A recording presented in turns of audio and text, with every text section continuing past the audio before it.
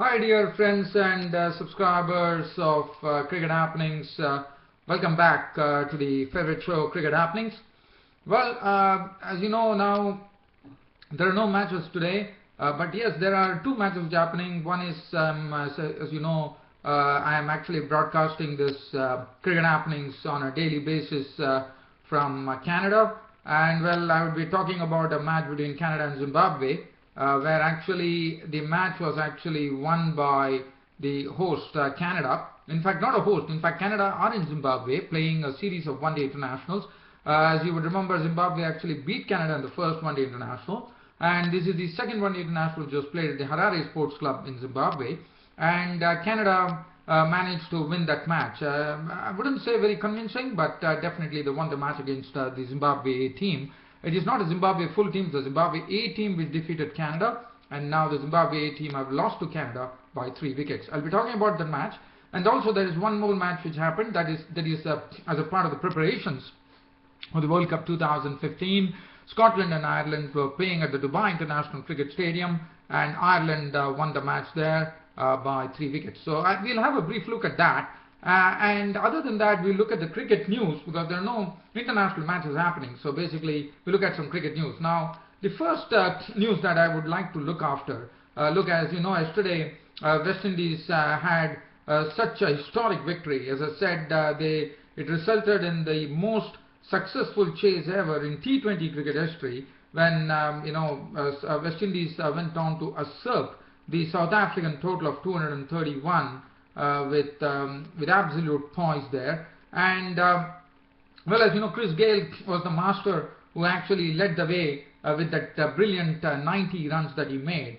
But you would remember one thing that Gayle, in his post-match press conference, when he was actually given the Man of the Match award, very clearly mentioned in no uncertain terms that to see that Kieron Pollard, Kieron Pollard and Dwayne Bravo, such wonderful all-rounders for West Indies, absolutely blessed, one would say.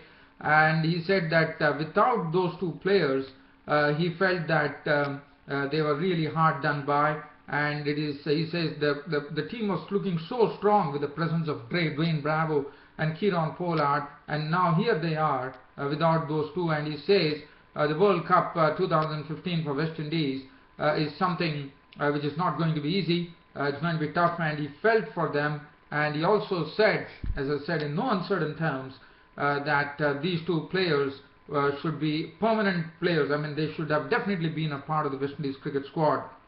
Well, I totally agree. I've already covered this, as you know, in my previous cricket broadcast. It's very sad. I think West Indies are definitely robbed of some real glitter here when these two crowd pullers, Dwayne Bravo and Kieron Pollard, are not playing in the one-day internationals. And they are such masters. I mean, whether you take batting, whether you take bowling, they are fielding, they are panthers in the field. And these three players are not missing. Not playing for West Indies in the World Cup 2015 really, I would say, dents their chances because they are two very important players. And I feel very sorry for West Indies. As I've always been saying on this cricket show that something has to happen. The West Indies Cricket Board has to come up with something where they could accommodate. They accommodated Darren Sammy, as you would remember. He was also not there, part of the mix.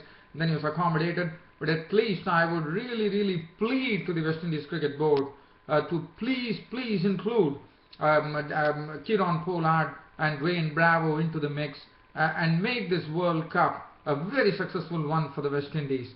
Chris Gayle also said that the victory that they had yesterday was a sort of a real giving sort of the feelings that were sent by the West Indies cricket team to these two players, Dwayne Bravo, and really feel sorry that such two wonderful players, two wonderful all-rounders in all departments of the game are going to miss the World Cup. As I said, I really plead to the West Indies Cricket Board to include these two players in this particular team.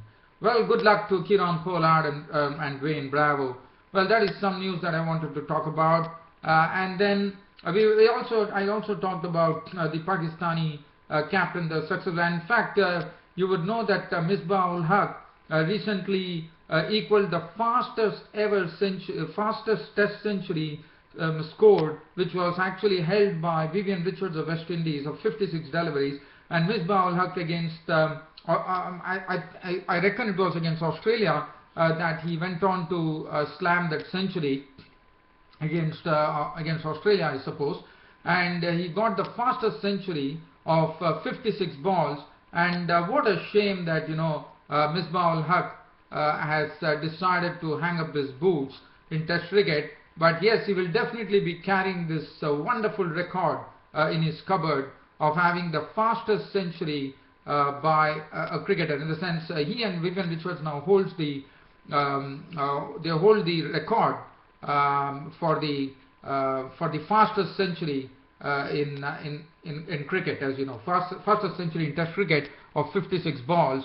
And one really feels sorry, but Misbah was looking in prime touch. I mean, it's only probably not even 1 or 2 months back that he actually slammed the fastest century, equaled the fastest record for the fastest century in Test cricket. And here we are seeing that Misbah has decided, in fact, I'm sorry, he will continue to play Test cricket, but he has decided to go out of ODIs and T20s. That is also something that really comes as a surprise, because ODIs and one day international is something I thought Misbah is a very, I have always felt that Misbah-ul-Haq, the Pakistani the player, has always been very lively. In fact, anyone who scores a century of 56 balls in Test cricket, you could really imagine what damage he can do in one-day cricket and T20 cricket, which is the slam bang form of cricket. And I feel that Misbah-ul-Haq has probably taken an early decision here of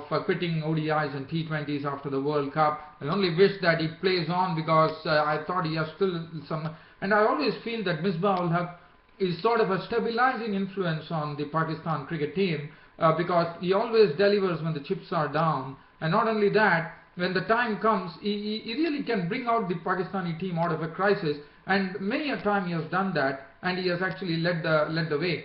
And it's a real sad that Misbah-ul-Haq will be. I only hope that Misbah-ul-Haq scores a century in World Cup 2015, because if at all he doesn't do that, then Misbah-ul-Haq could be probably the first player to actually have no centuries under his belt when he retires from one-day internationals, and he doesn't have a single century, and that is really surprising that Misbah has been actually dismissed in the 90s too, but he has been contributing in a good way according to me, and I was a bit surprised that Misbah decided to quit ODIs.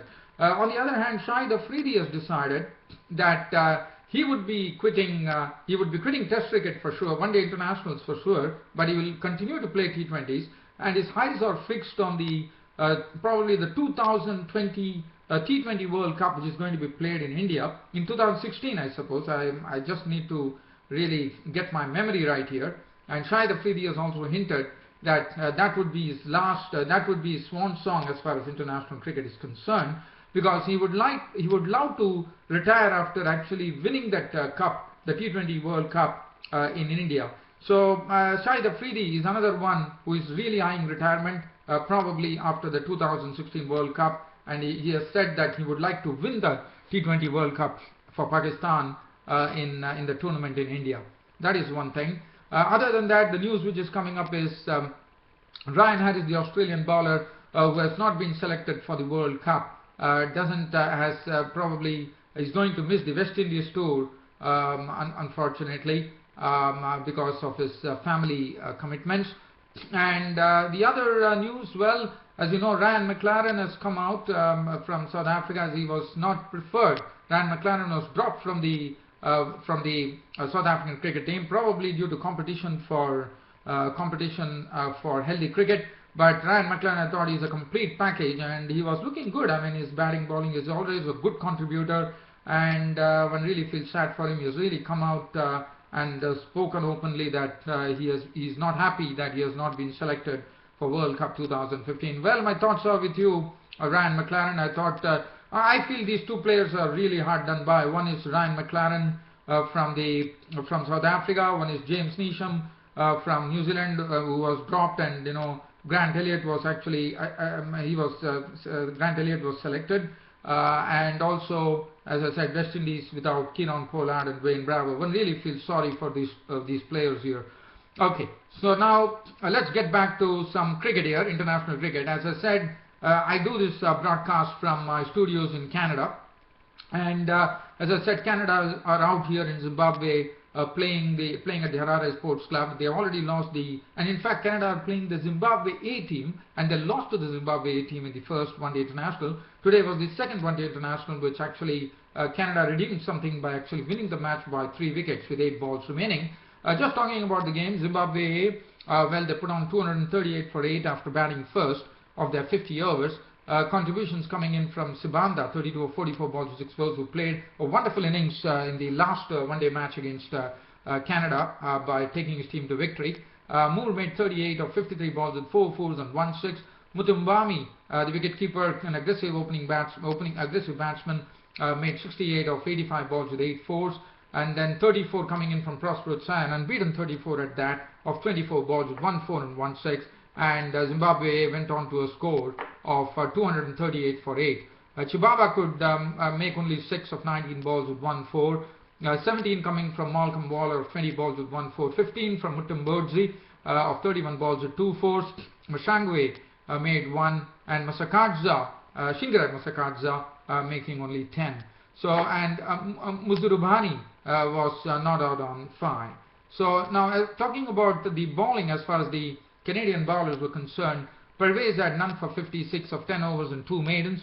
Dinsha 10 overs 102 for 38. Daliwal none for 23. Datta 10 overs 1 for 45. 3 for 44 for P.A. Desai. And Jimmy Hansra bowled 6 overs, no maidens, 2 for 24. The Canada chasing that score of 238 set by Zimbabwe. Well, they were led by a wonderful century from the bat of Ruvindu Gunashekara, who made 109 of 128 balls with 10 fours and 3 sixes. Other than that, Daliwal contributed in a meaningful manner with 57 of 85 balls with 3 fours and 1 6. Umar Nawaz was out for naught. Vijay Ratne was out for 30 of 44 balls with 2 fours and 1 6. Jimmy Hansra was out for a duck. Daliwal, as I said, 57. Usman Limbada ran out for 18. Hamza Tariq ran out for naught. Datta was not out on 2. Dinsha was not out on 4. And Canada actually won the match with 8 balls to spare. Muzrubani 2 for 35, none for 45 for Musko. Masakadza none for 38, 1 for 47 for Mashangwe, the right leg spinner. Prosper Tsaya was the pick of the lot, 10 overs 2 minutes 2 for 24.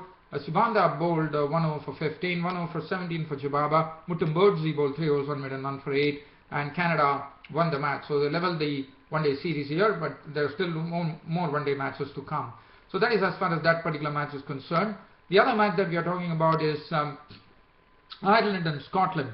Now Ireland and Scotland are playing at the Dubai International Cricket Stadium. The first match today, it was Scotland who actually batted first, and they got 216 on the board for 9 wickets. Good bowling effort, I thought, from the Irish bowlers there. The highest scorer for Scotland was Matthew Machan, who has been impressive. He played a very, very sedate knock. In fact, if you look at his knock, he made only 86 runs of 120 balls, so only 4 boundaries, because he had to really hold the innings together, because the Scotland innings was not going anywhere at the time, because they were losing wickets. They lost some very good wickets for the promising pace bowler who has been drafted in the World Cup 2015, Craig Young, who had figures of 10 overs 2 minutes 27 runs and 3 wickets. He took 2 wickets at the top of the order, and then John Mooney picked up 2 wickets, one of Gardiner and then Machan. Machan made 86 with 4 fours, and Momsen 3. I mean, in fact, there was some very good bowling effort, I thought, from the Irish bowlers, especially Craig Young, a very promising youngster, bowls with lots of pace. 10 overs 2 minutes 27 runs and 3 wickets for him. Mooney had 10 overs 1 minute 52 runs and 2 wickets. Cusack 10 overs 1 minute 235 was impressive. 5 overs for 28 for George Dockrell, the left-arm spinner. Kevin O'Brien 5 overs 1 minute none for 28, and Sterling 10 overs cost him 38 runs. As far as the Scotland innings were concerned, Quetzal was out for 2. Callum MacLeod was out for naught. Gardiner made only 5 of 11 deliveries. Momsen made 16 of 25, 2 fours. Berrington contributed in good measure, 28 of 40 balls with 3 fours. 1 to Cross. Taylor made 17 of 24 balls with 2 fours. Leask made 16 of 17 with 1 6. He's a big hitter of the ball, Leask. Huck not out 10. and Wadler was not out on 5. And as I said, I thought the Irish bowlers bowled pretty well to actually restrict the Scottish batsmen to 216 for 9 of their 50 overs. Talking about the Ireland innings, well, the Ireland innings, they too didn't do pretty well initially, but they got the support which was needed, and that came in from the O'Brien brothers, and this time it was Niall O'Brien who was there to actually pilot them to victory with an unbeaten 80 of 106 balls with 3 fours and 2 sixes. 28 coming in from Peter Sterling of 21 balls with 3 fours and 1 6. Wilson made 21 of 40 balls with 3 fours. Kevin O'Brien, Neil O'Brien's brother, was out for 13 with 21 balls with 2 fours. Balbirnie, who is actually figuring in the World Cup 2015 for the first time, he made 20 of 24 balls with 3 fours. John Mooney at the lower order really helping Niall O'Brien towards the target with a very neat knock of 36 of 45 balls with 3 fours and 1 6. Cusack was not out on 7. And finally Ireland were home. In fact, they won the match in the 46.3 overs thanks to Niall O'Brien, who played a nice knock there, and they won the match by 3 wickets. Looking at the Scottish bowling there, Wadler, 10 overs no made and 349 for him. He was the one who actually had the Ireland innings in a bit of a spin initially when he really made the score a shaky 7 for 2. Taylor, 9 overs 148. Huck, 10 overs 1 minute and 142. Beddington, 9 overs 1 for 34. Lee, 7.3 overs no minute and 140. Machan bowled 2 overs for 6. Niall O'Brien of Ireland was named man of the match. So that really puts an end to this Cricket Happening show. Tomorrow I'll once again be back with the Cricket Happening show, no doubt. We all know that we are also waiting. As you know, the test series between India and Australia is done and dusted. Now the focus will be on the triangular series, and what a triangular series that is going to be, with Australia, England and India pitting in the triangular series in Australia, especially considering it's before the World Cup 2015. I'm sure crowds are going to flock, and probably all the 3 teams will be doing a lot of experiments to find out what is the best combination which could be playing in the World Cup 2015. I can't really wait for the triangular series to start, keeping my eyes fixed and really waiting for the triangular series to begin in Australia. And what a place for the triangular series in Australia. I love Australia. As I said, I have been really born and brought up on Australian cricket commentary. The most that I've heard as far as cricket commentary is concerned is on Radio Australia. So I really love the game. I know they are good sledgers, but let me tell you, Radio Australia is really owe a lot to Radio Australia. It has done wonders to me. That's the reason you see me today waxing eloquent on this Cricket Happening show. It's all due to Radio Australia, which has given me the strength, which has given me the diction, the language, and it has really helped me to really go places here. I really thank Radio Australia for really giving me such a good one, where it's really increased my confidence. It has really kept me going, and that's the reason today I do this cricket show with all this passion after very frequently right through my childhood days listening to Radio Australian cricket commentary. Well, dear fans and subscribers, that really, as I said, is bringing this Cricket Happenings to an end today. Thanks for all your company, and thanks for all your support to the Cricket Happening show. I hope you continue to enjoy this Cricket Happening show. Your host Ram is always there with you. Once, as I said, now it would be the next event which is coming up on this cricket calendar is the triangular series between India, Australia and England, and also as you know, the World Cup 2015 is starting from February 14. Now I hope you all had a look at my Twitter account, where I had given some cricket commentary, written cricket commentary on the historic match that took place between West Indies and South Africa yesterday, where West Indies really made T20 cricket history. Well, thanks once again, dear fans and subscribers. Your host Ram will be meeting you all tomorrow. Until then, it's goodbye from your host Ram Studios here in Canada. Thank you.